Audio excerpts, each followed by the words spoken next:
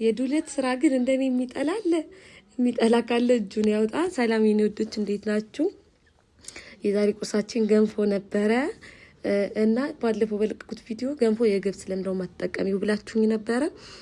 አቃለሁ የሚጠቅመው የገብስ እንደሆነ አቃለሁኝ፣ ግን እኔ ስለማልወድ ነው። የሚጠቅመውም ለጤናም ጥሩ እሱ እንደሆነ አቃለሁ፣ ግን እኔም ባለቤቴም ልጆቹም አይወዱም። ለዛ ነው የነጭ ዱቄት የምንጠቀመው። ከዛ ወደ ሽንት ቤት ማጸዳዳት ነበር የሄድኩት። ሽንት ቤቴን አጸዳዳውኝ። ሁለት ሽንት ቤት ነው። ሁለቱ ሽንት ቤት ቀን በቀን አጸደዋለሁ። ሁለቱም ካልጸዳ እረፍት አይሰማኝም። የልጅ ቤት ስለሆነ ባክቴሪያዎች ምን ስለሚሰበስብ ሽንት ቤቱን ሁሌ ነው ማጸዳው። እና እንደዚህ ምሳ እየሰራሁኝ ዱለቴን ከተፍኩ። ስጋ ሳልከትፍ ፍሪጅ ማስገባት አልፈልግም። እንደዚህ ሁሉንም ባንድ ከትፌ ነው ማስገባው። ደግሞ ስጋ ሳልከትፍ በደንብ ነው ማፈጥ ነው። ስጋዬን ከታትፌ ፍሪጅ አስገባሁኝ።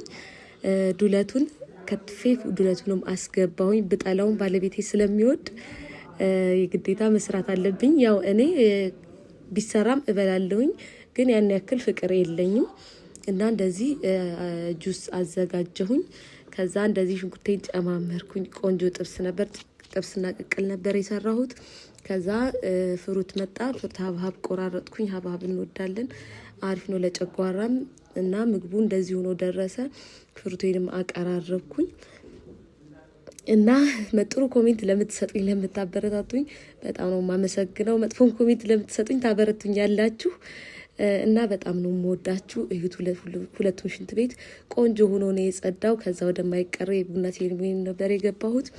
ቡናችንን አፈላን፣ ቤቱን አጫጫስን፣ ቆንጆ መዓዛ እንዲኖር የምግቡ ሽታ እንዲወጣ ቤቴ እንደዚህ ቆንጆ አድርጌ ደመቅመቅ አረኩኝ። እኔም ተዋብኩኝ ለባሌ። እና ሴቶችዬ ወዳችኋለሁ። ባይ